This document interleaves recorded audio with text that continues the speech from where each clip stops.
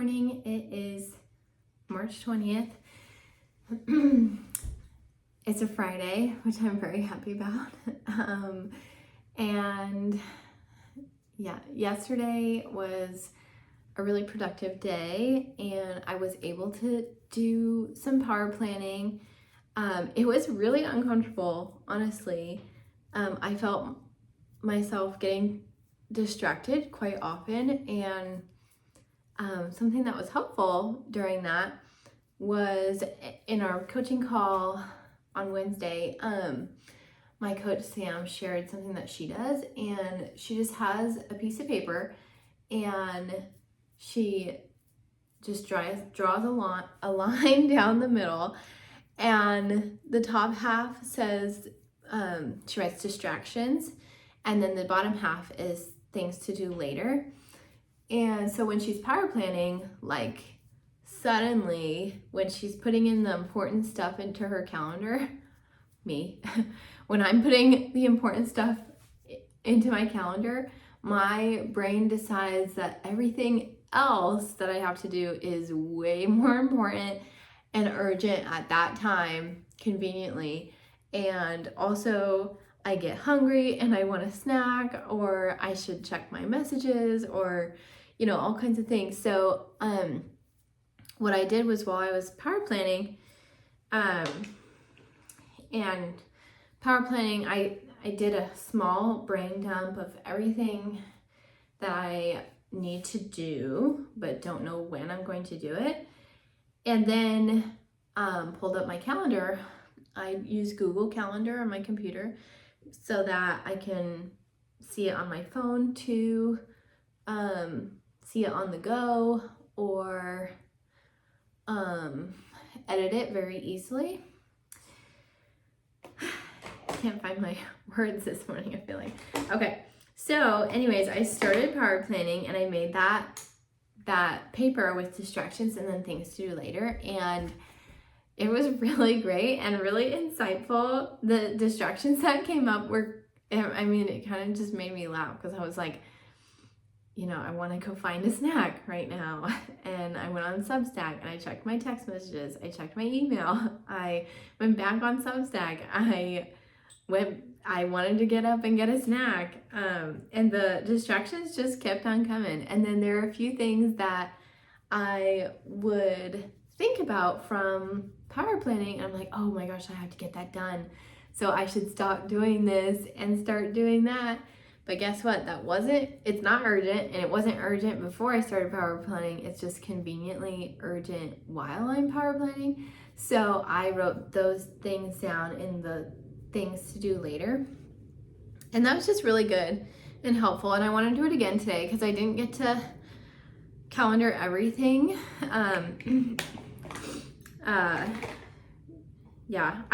I worked on that for an hour. I would say like 45 minutes. I would say I was working on that for like 45 minutes, and that's okay. That's good. There's no set amount of time that it needs to happen in. And especially when I haven't been doing it, and I haven't been doing it lately, and I haven't been doing it overall for a very long time at all. Probably only since like July. And it's been very sporadic, so I haven't really developed the skill yet. So anyways, it's okay that it took me 45 minutes to work on that yesterday, and I want to do it again today. And I will have the same kind of list of distractions and things to do later, because I know they will come up. But honestly, I felt really good after those 45 minutes of power planning, because I just felt like my self-trust went up, I guess, if that's a sentence. I just felt like I had more self-trust because I sat through the uncomfortable feelings of putting the important things on my calendar, when before, I would be able to say like, oh, well, I don't have time to do them, so, or I don't know when I'll get to it, but I don't know when. So there's not really accountability there, and it's much more comfortable when that's the case versus, excuse me, versus now they're on my calendar and there's kind of no excuse for not knowing when it's gonna happen because I calendared it and I put buffer time. So it's not like life isn't gonna happen and I've got a full-time job and a kid, and so things come up, urgent things from work come up, or my son gets sick and stays home that day, and so a lot of productive things get moved to the next day and that sort of thing. Like life happens, or maybe I'm sick, and so it's not even discounting that, and it doesn't have to be perfect, it can be flexible. But the point is that I've identified when they could likely happen and I could likely get them done, and there's just more, I would say, a little bit more accountability there, and that's a good thing because I want to be doing these things. I want to get ahead on work, and I want to get momentum going, and I have so many stories I want to share and so many ideas, but I keep saying like, oh well, I don't know when I'm going to do that, so I just don't do it, which is easier because then nobody can say like, oh, Allison's not really great work there. And then I would have to sit with the uncomfortable feeling that maybe my best wasn't good enough. And so that's what I'm trying to avoid. So all of those things are coming up, and that's good. I was just really proud of myself for sticking with it for 45 minutes yesterday. And today I'm going to do that again. Let's see. Oh, I read Harry Potter last night. It's so fun. I only read for like 10-15 minutes, but I don't even think the word only is relevant there. Like, I read for 15 minutes. That is so cool. It's a big win sometimes, and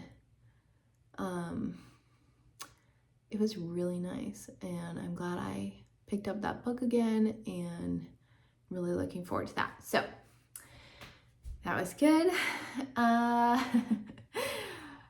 The weekend is here, and I'm excited to spend time with family. There's like a women's walk with church tomorrow, so we're gonna do that. And yeah, I'm just really proud of this week. It's not been comfortable or exciting or good feelings the whole time. It's been kind of wacky, but I'm proud of myself for sticking with this, like the vlog and Substack and coaching, even though I just sometimes feel like a pile of dirt. And it's okay to feel that way and not resist it. Like, yeah, I don't feel good today, and that's okay. And that's how I've been feeling the last couple of days. Just like very, down. And that's okay. Typically I resist that feeling. I want to be happy all the time. And also I don't want people to see me as a complainer or somebody who's just brings the energy down. It's not fun. So I really resist, feeling that way. But this week I feel like I've gotten better at just allowing myself to not feel 100% and keep going. So I hope you are well. And you guys, I have 21 subscribers on YouTube. What? Not that, and the subscriber thing number doesn't matter, but it's just really surprising to me.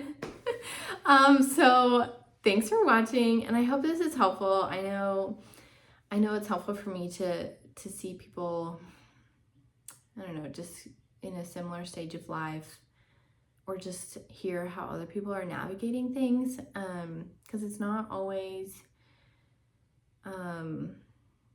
rainbows and daisies, which is part of the reason why I don't like being on Instagram, because that's sometimes how I feel like everybody else on Instagram has rainbows and daisies all the time, but it's because you choose your best photos to go on there. So I get that. But I choose not to go on there because right now I just don't have the emotional capacity for, I guess, not comparing myself to other people. So anyways, I am really enjoying Substack. I can choose what I see on my feed. I've only followed like 3 or 4 other people, and I only see their stuff, and I love it. You can choose, there's like 2 types of feed you can choose. One is only the people you follow, which is what I chose, or you can choose like for Substack to show you new stuff, which I love that sometimes, but not every single day. And so I just love that I feel a little bit more in control of what I see on there. Yeah, I'm just really liking that. So hope you're well. Hope you have a wonderful weekend, and I'll see you next